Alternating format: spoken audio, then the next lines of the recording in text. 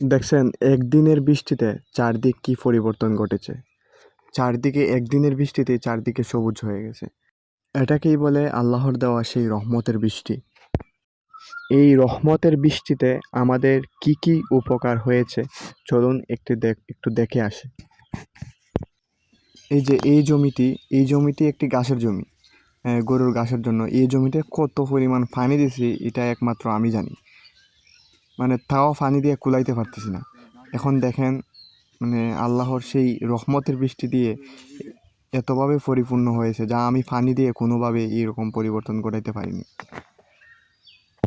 যখন বৃষ্টি ছিল না তখন পশু পাখিরাও প্রচুর কষ্ট করছে খাবারের অভাবে, কারণ যদি বৃষ্টি না হয় তাইলে গাছ জন্মায় না, গাছ না জন্মাইলে পশুরা খাওয়ার কোনো সিস্টেম নাই। সাধারণত আমারই 2টা গরু আছে, তাদেরকে যে ঘাস জোগাড় করতে প্রচুর কষ্ট হয়ে যায়, কারণ কোনো দিকেই ঘাস নাই। আর আমি কিছু ক্ষেতের মধ্যে কিছু ঘাস বুনছে দেখেই কিছু ঘাস খাওয়াইতে পারছি।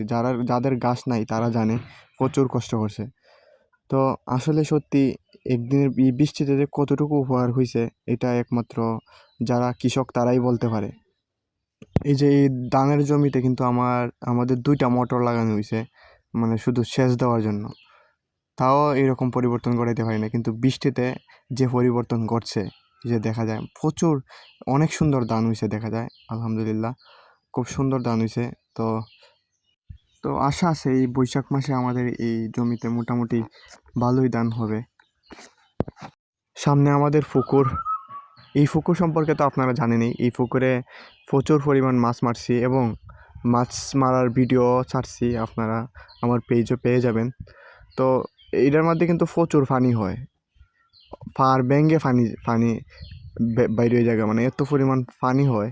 আর এখন দেখেন কি একটা অবস্থা, তাও অনেক শুকনো আসিল মোটামুটি। আজকের বৃষ্টিতে ভালোই কি হয়েছে, এখন একটু পানি দেখা যায় আর কি।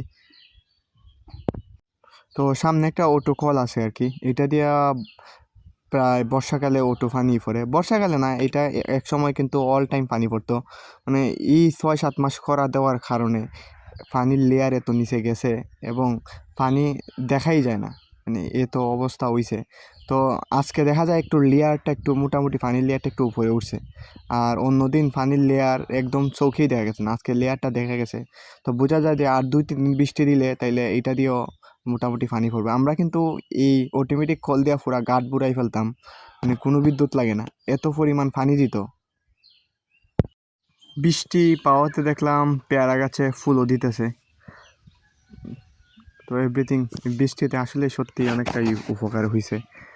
তো সবগুলাই গাছের চেহারা চেঞ্জ হয়ে গেছে, মানে গাছের মধ্যে যে ময়লা ছিল সব ময়লা ধুয়ে ফেলছে, একদম গাছগুলো একদম পরিষ্কার হয়ে গেছে।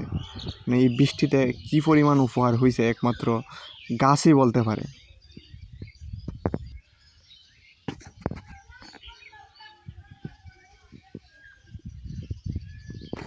তো যাই হোক, সবাই ভালো থাকবেন, সুস্থ থাকবেন। আসসালামু আলাইকুম।